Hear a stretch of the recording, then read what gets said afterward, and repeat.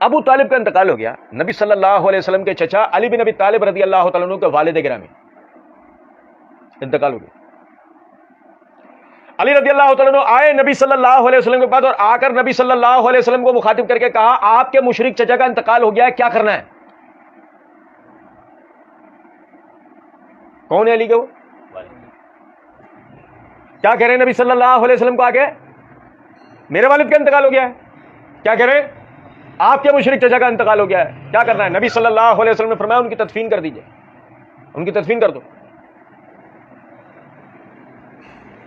اور میرے بھائی غور طلب نقطہ ہے، کافر مشرک کی کوئی عزت نہیں ہے، عزت مواحد کی ہے، عزت مسلمان کی ہے۔ کافر مشرک سے کوئی محبت یا دوستی نہیں ہے، دوستی مواحد سے ہے، محبت مسلمان سے ہے۔ اس دیوس سے کوئی پوچھے کہ تمہیں پتہ بھی ہے تم نے کیا کہا ہے؟ اگر دنیا میں کسی نے دیکھنا ہو نا کہ بنی امیہ کے نجس دسترخوان پر ہڈیاں چوس کر فتوے دینے والے غلیظ النسب مفتی لوگ مقرر کیسے ہوتے ہیں، تو اس کی طرف دیکھیں جو حضرت ابو طالب کی شان میں گستاخی کر رہا ہے۔ یہ دیوس ہے، اس کو پتہ ہی نہیں ہے کہ میں کیا بول رہا ہوں۔ یہ میرا دعویٰ ہے، جو شخص بھی کوئی اس کو جانتا ہے۔ میرا نام ہاشم رضا غدیری ہے، اس تک پیغام پہنچا دے جو بھی اس نے روایت پڑھی ہے نا مولا کائنات سے منسوب کر کے کہ انہوں نے اپنے والد کی وفات پر کیا کہا اللہ کے رسول کو، اگر یہ مجھے دکھا دے کسی کتاب میں جو کہ ان کے مصادر تاریخ میں سے ہے، مصادر حدیث میں سے ہے، تفسیر میں ہے، کسی جگہ پہ دکھا دے مجھے کہ یہ لفظ جو یہ بیان کر رہا ہے یہ ایسے ہی ہیں، تو میں اپنے تمام الفاظ واپس لے لوں گا اس سے۔ یہ سراسر جہالت اگل رہا ہے۔ یہ جو اس نے بنی امیہ کے نجس دسترخوان پر وہ جو ان کے چھوڑے ہوئے ٹکڑوں پر یہ پلا ہے، یہ اسی کا حق ادا کر رہا ہے، حضرت ابو طالب کی توہین کر کے۔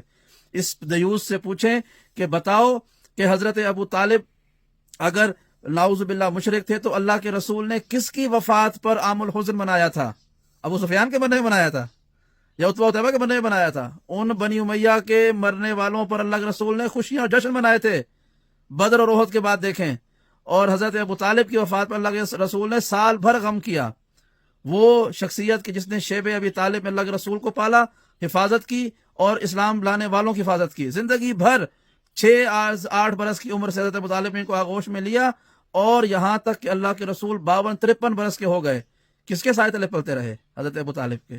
کون حفاظت کرتا رہا؟ حضرت ابو طالب کرتے رہے۔ یہ سارا بچپن سے جوانی کا معاملہ کس پر گزرا؟ حضرت ابو طالب پر۔ ہمت ہے تو کہہ دیں کہ حضرت رسول اللہ صلی اللہ علیہ وسلم نے ایک مشرک کے ہاتھ سے کھانا کھایا، ان کے زیر سایہ پلتے رہے، نعوذ باللہ۔ ایک مشرک جو ہے وہ آپ کا مربی بھی تھا، آپ کا کفیل بھی تھا، اور نعوذ باللہ وہ لمحہ کہ جب اللہ کے رسول کو اطلاع ملی کہ حضرت ابو طالب کا انتقال ہو گیا ہے، تو آپ نے اپنے سر سے عمامہ اتارا، آپ نے گریہ کیا، اور آپ نے کیا کہا؟ فقط تو ابھی میں نے اپنے والد کو کھو دیا ہے۔ اسی طرح کے جملے آپ نے حضرت فاطمہ بنت اسد کی وفات پر بھی کہے تھے کہ آج میں نے اپنی ماں کو کھو دیا ہے۔ حضرت ابو طالب کی وفات پر اس سے بھی بڑے جملے ہیں کہ نہ صرف اپنے والد کو بلکہ میں نے ایک محبت کرنے والے کو کھو دیا ہے، میں نے اسے کھو دیا ہے کہ جو اللہ کی رسول کی حفاظت کرنے والا تھا، میں نے اسے کھو دیا ہے کہ جس نے کفر اور الحاد کے اندھیروں میں اپنے اللہ کے رسول کی حفاظت کی اور پروردگار کی توحید کے پرچم کو سر بلند رکھا۔ یہ کہہ رہا ہے کہ وہ نعوذ باللہ مشرک تھے۔ یہ جملہ تو بڑے سے بڑے بدبخت نے بھی نہیں کہا ہے تاریخ میں۔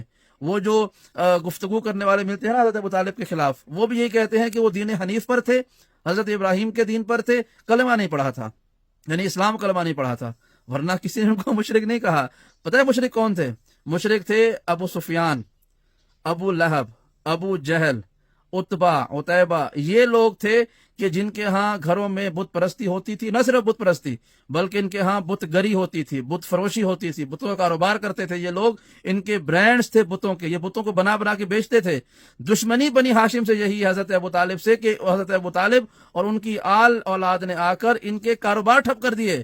وہ جو لکڑی اور پتھر کے بڑے بڑے بت تراش کر یہ بیچا کرتے تھے، ان سب کو ابو طالب کے بیٹے نے سرنگوں کر دیا، توڑ دیا، اور اسی کی جو ہے وہ پاداش میں آج 1400 سال گزرنے کے بعد بھی یہ بنی امیہ کے نمک خوار تاریخ کے اندھیرے اور آنکھ میں اپنے نامعلوم شجرے کا ثبوت دیتے ہوئے کبھی علی علیہ السلام پر بولتے ہیں، کبھی حضرت ابو طالب پر بولتے ہیں۔ لیکن یاد رکھیے گا، اس طرح کے دیوس افراد کے کلام کرنے سے ذات ابو طالب پر کوئی فرق نہیں پڑتا۔